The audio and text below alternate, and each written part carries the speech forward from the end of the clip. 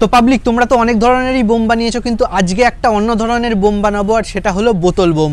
আর এটা বানাতে 2 কি 3 টাকা মতো খরচ হবে। তো গাইজ এই বোতল বোম বানানোর জন্য আমাদের দরকার হবে একটা বোতল আর কিছুটা পরিমাণ কার্বাইড। এই কার্বাইডটা বোতলের মধ্যে দিয়ে দেবো আর কিছুটা পরিমাণ জল দিয়ে দেবো, তারপরে তৈরি হবে অ্যাসিটাইলিন গ্যাস। আর এই অ্যাসিটাইলিন গ্যাস আমাদের যেই রান্নার এলপিজি গ্যাস তার থেকেও বেশি পাওয়ারফুল। তো তোমরা বুঝতেই পারছো যে কতটা জোরে ব্লাস্ট হবে।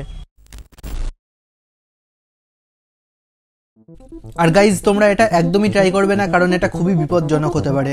আর 2-3 টাকা মতো খরচ হবে বলেছিলাম, সেটা শুধুমাত্র কার্বাইডের জন্য, তাছাড়া আর কিছুই খরচ নেই।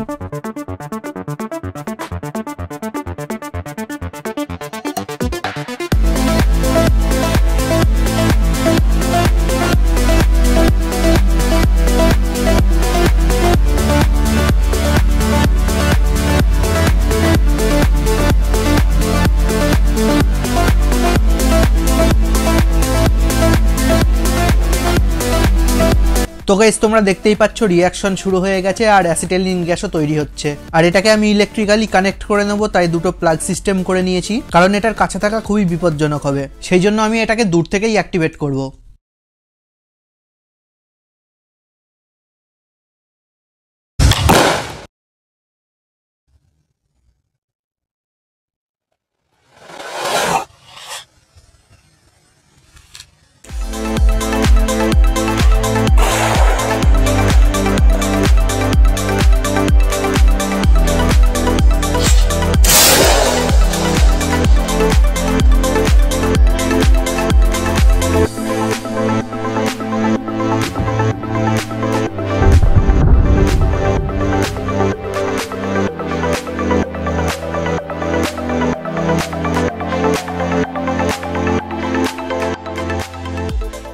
বোতলটার কাছে গিয়ে দেখা যাক কি অবস্থা।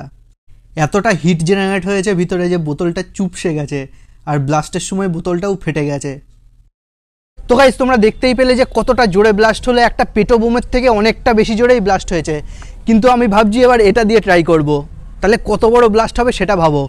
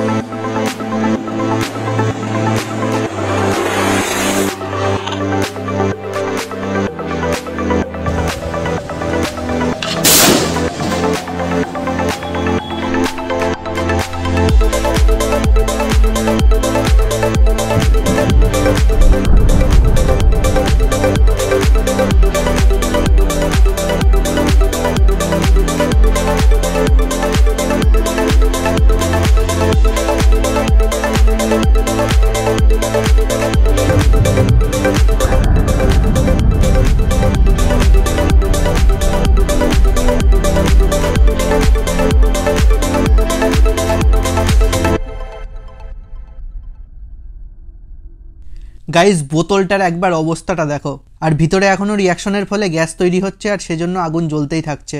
তো গাইজ ভিডিওটা ভালো লাগলে অবশ্যই লাইক করে দাও, চ্যানেলটাকে সাবস্ক্রাইব করে নাও, কারণ বাংলায় এরকম ধরনের নতুন নতুন কন্টেন্ট আসতেই থাকবে। তো দেখা হচ্ছে আরও একটা নতুন এক্সপেরিমেন্টের সাথে।